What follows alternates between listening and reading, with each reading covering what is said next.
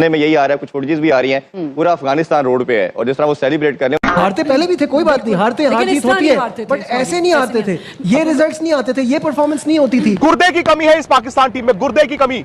जिस टीम को यह नहीं पता उनकी ताकत क्या है, उनकी कमजोरी क्या है, जिस टीम को यह नहीं पता कि अगर वो तारिक के साथ आए थे उसको तो 11वें ओवर में ही गेंद करानी है, क्यों? क्योंकि किसी ने लिख के दिया हुआ है। तो हमारे प्लेयर्स मेरा ख्याल है कि माइनर टीमों के खिलाफ बहुत अच्छा खेलेंगे, लेकिन जैसी बड़ी टीम आ जाएगी, थोड़ी सी ट्रिकी विकेट आ जाएगी तो ये नहीं खेल सकते, कोई स्किल नहीं है। आज मुझे वो बातें याद आ रही है जो एशिया कप में सूर्या कुमार यादव ने कहा था कि कौन सी राइवलरी खेले जा रहे हो। मजाक हो गया पाकिस्तान क्रिकेट यार, कि आप खेली चले जा रहे हो, आपको कोई पूछने वाला नहीं। और इस परफॉर्मेंस के बाद तो मेरा ख्याल है सबके जिसे कहते हैं ना कि मोराल काफी लो हो जाता है जो देख रहे होते हैं, बिकॉज ये पहली बार नहीं हुआ, it's been happening again and again and again. So disappointing performance from Pakistan. Problem आमना ये समझने की है, अभी जो कामरान ने भी बात की और जो हमारे देखने वाले भी नहीं समझ रहे ना, स्किल का मसला है। स्किल आपका ये कह देना कि मेरा उससे होगा मुकाबला, जब आप केपेबल नहीं है तो आप केपेबल नहीं है, तो स्किल्स वालों को ले आए ना, तो वो अभी है ही नहीं ना सिस्टम में। और जिस तरह से हम बात करते हैं ना कि कुछ सालों में खत्म किया गया है, आपके सिस्टम को बर्बाद किया गया है, चलती हुई चीज को खराब किया गया है। पाकिस्तान ने 1 तारीख को जो ब्लैकमेल करना शुरू किया था, हम पे डिपेंडेंट है ब्रॉडकास्टर, आईसीसी, और यार नुकसान कर दिया उन्होंने आज। राजीव पूछिए कैसे? अरे ब्रॉडकास्टर कह रहे हैं ये टीम तो पूरे 20 ओवर नहीं खेली।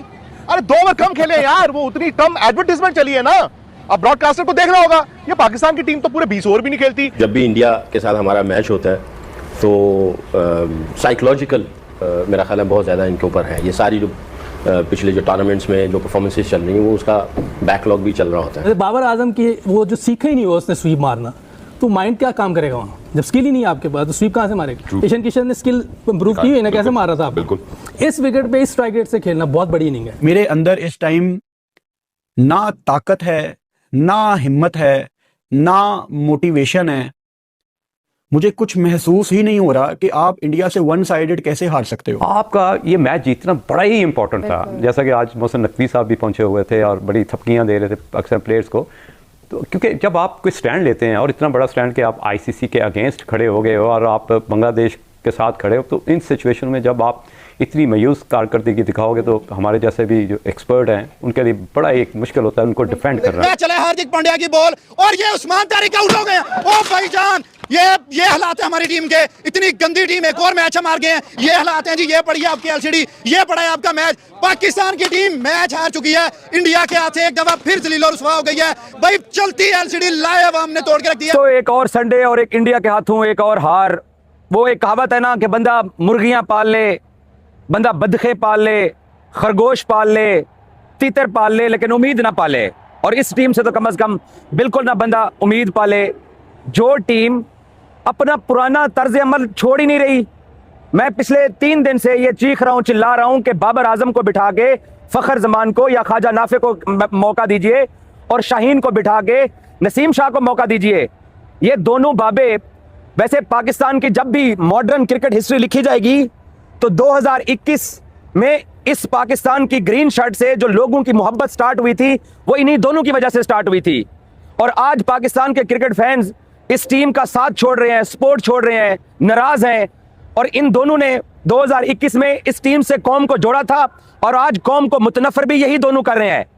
मैं किसी को जिम्मेदार करार नहीं देता, मैं साहबजादा को पहले ओवर में आउट होने पे जिम्मेदार करार नहीं देता, मैं साइम अयूब को जिम्मेदार करार नहीं देता, मैं किसी को जिम्मेदार करार नहीं देता, मैं इब्रार को स्कोर पड़ा उसको भी जिम्मेदार करार नहीं देता, मैं शाहीन अफरीदी और बाबर आजम को इस हार का जिम्मेदार करार देता हूं।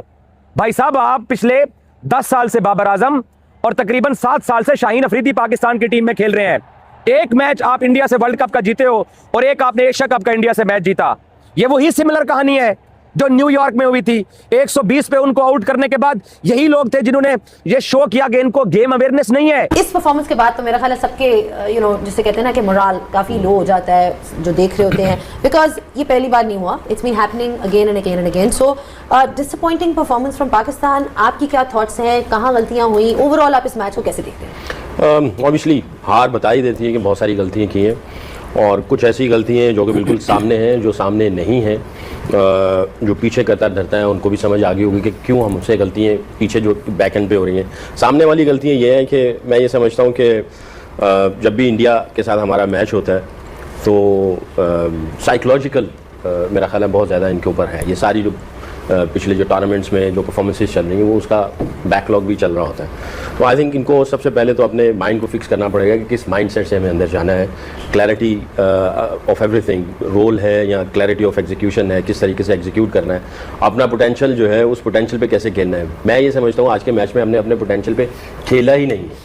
जिस पोटेंशियल पे आप हैं, जिस पोटेंशियल पे आपने परफॉर्मेंसेस दी हुई हैं, उससे आप ब्लो रहे, बहुत ही ब्लो परफॉर्मेंस की है आपने। आई थिंक सलमान को उसने बड़ी दिलेरी की कि उसने जो आज बॉलिंग की, इतनी अच्छी बॉलिंग की उसने। 2 ओवर, भाई तुम 4 ओवर कर सकते हो, 4 ओवर करने चाहिए थे। और ये ऐसी पिच थी जिसके ऊपर फिंगर स्पिनर को और लाइन और लेंथ का कंट्रोल मिलता है, और ऐसी पिच के ऊपर गेंद जो है ना वो अच्छा ग्रिप हो रहा है, तो आपको 4 ओवर करने चाहिए थे। और मैं गिला करूंगा स्पोर्ट्स स्टाफ से भी, अगर कोई बॉलिंग कोच था या हेड कोच था, उसको पीछे से इंडिकेशन रिमाइंडर कॉल्स चलते हैं, रिमाइंडर। प्रॉब्लम आमना ये समझने की है, अभी जो कामरान ने भी बात की और जो हमारे देखने वाले भी नहीं समझ रहे ना, स्किल का मसला है। स्किल आपका ये कह देना कि मेरा उससे होगा मुकाबला, जब आप केपेबल नहीं है तो आप केपेबल नहीं है, तो स्किल्स वालों को ले आए ना, तो वो अभी है ही नहीं ना सिस्टम में। और जिस तरह से हम बात करते हैं ना कि कुछ सालों में खत्म किया गया है, आपके सिस्टम को बर्बाद किया गया है, चलती हुई चीज को खराब किया गया है। पहले तो ऐसा नहीं था, हम हारते पहले भी थे, कोई बात नहीं, हारते हार जीत होती है, बट ऐसे नहीं हारते थे, ये रिजल्ट्स नहीं आते थे, ये परफॉर्मेंस नहीं होती थी।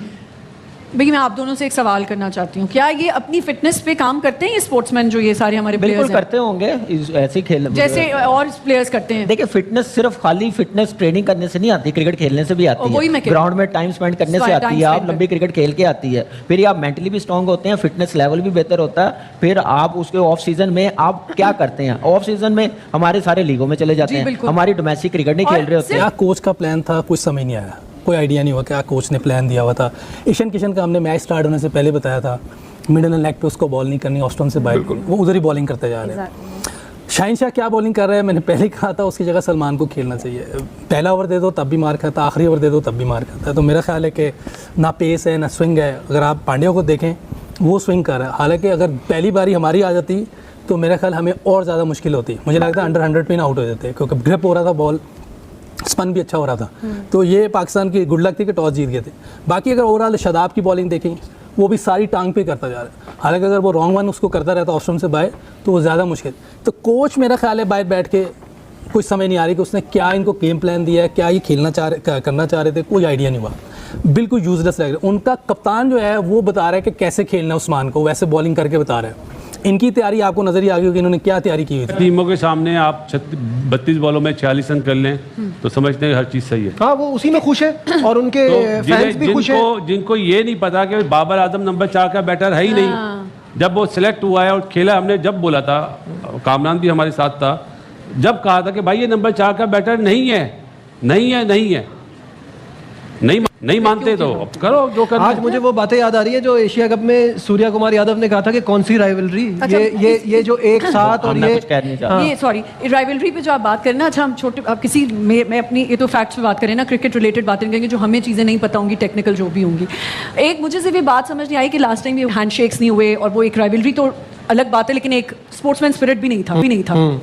अगर मेरे से कोई हाथ ना मिलाए मैं तो फिर उसे कहूँ कि मैं तो इसे घर तक पहुंचा के आऊंगी, ये तो घर तक भी नहीं पहुंचा के आते। आपका ये मैच जीतना बड़ा ही इंपॉर्टेंट था, जैसा कि आज मोहसिन नकवी साहब भी पहुंचे हुए थे और बड़ी थपकियां दे रहे थे अक्सर प्लेयर्स को। तो क्योंकि जब आप कोई स्टैंड लेते हैं और इतना बड़ा स्टैंड कि आप आईसीसी के अगेंस्ट खड़े हो गए हो और आप बांग्लादेश के साथ खड़े हो, तो इन सिचुएशन में जब आप इतनी मायूस कारकर्दगी दिखाओगे तो हमारे जैसे भी जो एक्सपर्ट हैं उनके लिए बड़ा एक मुश्किल होता है उनको डिफेंड करना। बात ये है कि मोहसिन नकवी साहब तो थपकियां ही दे सकते हैं ना। देखिए उनका जो काम था उन्होंने तो A+ किया, उन्होंने आईसीसी के सामने स्टैंड लिया, उन्होंने बांग्लादेश को उसका हक दिलाया, उन्होंने इंडिया को उसकी नानी याद दिलाई, छठी का दूध याद कराया। लेकिन अब देखिए मैच ग्राउंड में जाके तो मोहसिन नकवी ने नहीं खेलना। जय हिंद दोस्तों। तो दोस्तों फाइनली भारत ने जो हाल किया है पाकिस्तान का कोलंबो में, आप इस बात से अंदाजा लगा सकते हैं कि इससे पहले पाकिस्तान के लिए इससे शर्मनाक हार हमने देखी नहीं थी। जिस तरीके से आज भारत ने इनको 61 रनों से हराया है, मतलब आप अंदाज़ा लगा सकते हैं कि ये पाकिस्तानी मीडिया इस मैच से पहले जिस तरीके से बातें कर रहे थे कि हमारे पास उस्मान तारिक जैसा गेंदबाज मौजूद है, बाबर आजम मौजूद है बैटिंग करने के लिए, लेकिन आज जिस तरीके से भारतीय टीम ने बल्लेबाजी करी और गेंदबाजी करी तो इन पाकिस्तानियों की पूरी तरीके से एक भी ना चली।